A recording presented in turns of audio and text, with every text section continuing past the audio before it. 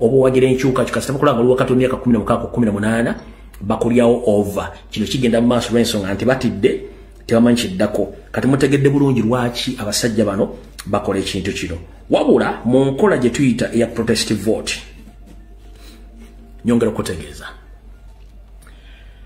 ekigambo protestive vote bakomrade njala mu kisome bulungi mukyetegereze mugendo kinnyonnyola abantu nga mukimanyi bulungi nnyo protestive vote erimu ebika bingi nnyo era buli muntu waddemba okukozesa ekika kya protestive vote kyayagala okinnyonnyola abatuuze naye gwoba olina ideology eyo ku protestive vote ate togikaka ku banno buli omu alina ideology ye naye nga ideology yaffe ne tageti yaffe yakuggyako Museveni nakugjayo obuyinza bwaffe bwe tuba tuwangudde obuyinza buno butandika protestive vote etandikirawa Electoral Commission ekimanyi bulungi nnyo nti protestive vote ekigambo kiri mu mateeka under the Constitution of Uganda nti you have to protect your votes and your results or your victory whereby bwenonda ku polling station eyaserwanga A to Z wenondera ne balangirira nti obululu obwaleeteddwa buli bwe buti obukubiddwa buli bwe buti obufudde buli bwe buti nti ye ne bagamba nti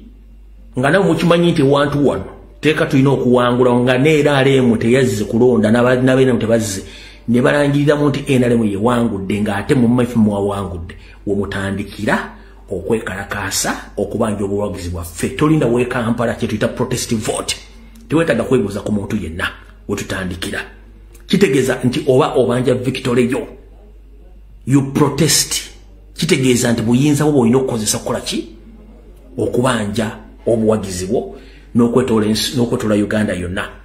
protestive vote musobola okugamba nti olwaleero tugenda kulonda nti ye tugenda kuuma akalulu kaffe nga ne bwoba oleesa emigo n'emmamba tetuva wano mpaka nkamaze okulangirwa ntukawerekera mpaka ku district nga tulina results zonna eziraga nti district oba constituency tugiwangudde singa ku constituency level balangirira ebintu bivudde mu kulonda nga sibyo mulina mwenna nga mukkiriziganyiza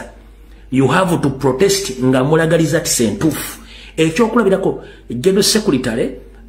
n'abakulembeze bonna bwe baali mu kulonda okwali mu Kawempe North nga bali ku Tale Center ekintu kye baakolanga ekyo okuwakanya results ezaali zisumbwa nga nfu it is part of protestive vote it is part of protestive vote nti omusajja agati wafunye obulu 10 nga gwe wali wafunye obulu 12 lwaki akugamba 10 ngo goine 12 ku results wajja ku polling center kitegeeza you have to protest from there ekito kitandikirawo 226 ekino kyo mukitegedde kati out of the war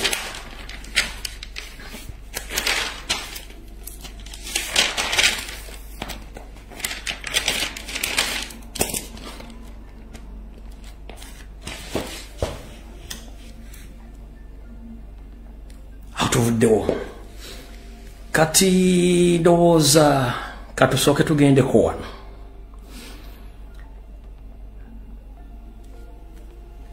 waliwo abantu bangi bambuuza taamu zino nkozesa nzijjawa taamu zino nga zirumanya abasajja ffe tukimanyi bulungi mu lutalo lw'ebigambo buli kigambo ky'oba ogenda okukosa kiba kirina kye kitegeeza ate kirina bwe kigenda okunyiiza ate nga twagala tubanyiize tutya bwe kugamba nti cow mentality mba nkutegeezezza nti abantu benjogera kuba balina endowooza ya nte ate believe me or not ngera balowooza ng'ente bwe nkugamba nti system sero bihogo and educate bihogo bihogo yente emyufu bihogo yente emyufu mayembe amawanvu ng'eyagaliwa nnyo abasajja abo bennyini ba Kabano group yente gye basinga okwagala their beloved cow called bihogo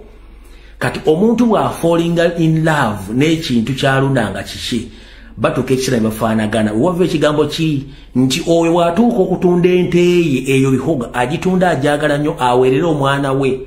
naye n'omwana nyini okuba nti abadde akuze n'ente ezo alina endowooza ng'eyente ezo kati sente ze bajje mu kutunda ente no bihogo aweerera omwana olinga naye alimu embeera za bihogo we wava ettaamu eyo sero bihogo and educate bihogo abantu bano batunda ente ne baziweereramu abaana babalowooza ng'ente ezo we wava ttaamu ezo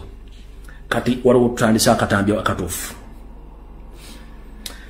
mubadde muludde okulaba omusajja gwe bayita Samu Kuteesa bwe yabadde